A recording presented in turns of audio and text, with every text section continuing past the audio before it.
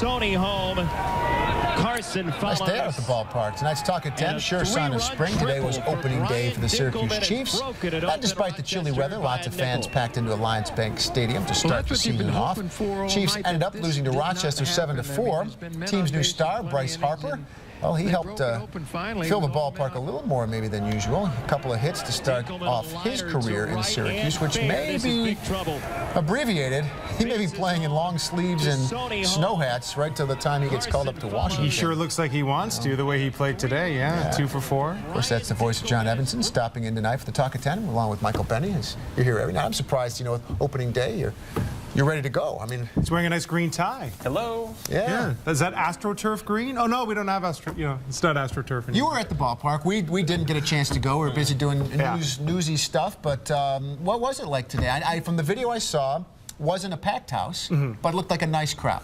People fair to say? I think people are almost as excited about Harper as they were about Steven Strasburg. The only difference here is that, I mean, the talent is almost just as good. I mean, back-to-back first-round draft picks.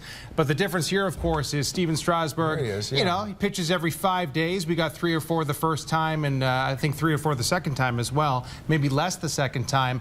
But people might be staying away a little bit until a nice day because they're taking for granted that he might be here for a while. Yeah, he's an everyday player. Chance to see his talents, and you know what? I think if the Chiefs start stringing together some wins here, and he starts to do this every day, you'll see more and more crowds spread out at the stadium for the first month or two of the season. I think the Chiefs will be happy about that. One of the problems, though, in terms of the bigger picture, long haul, all year long, is if you're pinning your marketing strategy on getting that one, amazing superstar. Obviously, Strasburg was a huge smash, but he only, as you said, had maybe 8 starts over 2 seasons. Right. Harper's probably going to be here for a few months. Then what happens? What is it about this? I mean, this is America's pastime. The Chiefs have been in town forever, yet they don't quite get over the top to. They certainly don't get. They don't put 30,000 like a Syracuse Orange basketball game in the stands. No, and some people I think would argue the placement of the stadium. I mean,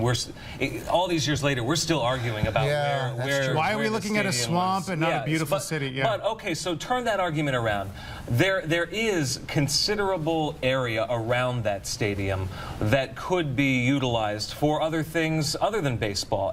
I think you need to pin this not just on baseball, but this needs to become sort of a day-long event or a day event that stretches into an evening event. And there has to be a way to wedge something else in there aside from baseball that would appeal to even more people, where even semi-casual fans might endure a game in order to have something else going on that same property. And at the same time, as all that is happening maybe in the next few years, I think the Chiefs are in a good position here because attendance did go down with, the Blue Jays organization wasn't in a position to really have that great a minor league team. And, 3 years in with Washington now, you're seeing fans starting to get hooked to this team just a little bit more. They know Steven Strasburg. They've seen him play. They get Brianna Stewart to play every night. Yeah, that's right. Maybe they could get her as well.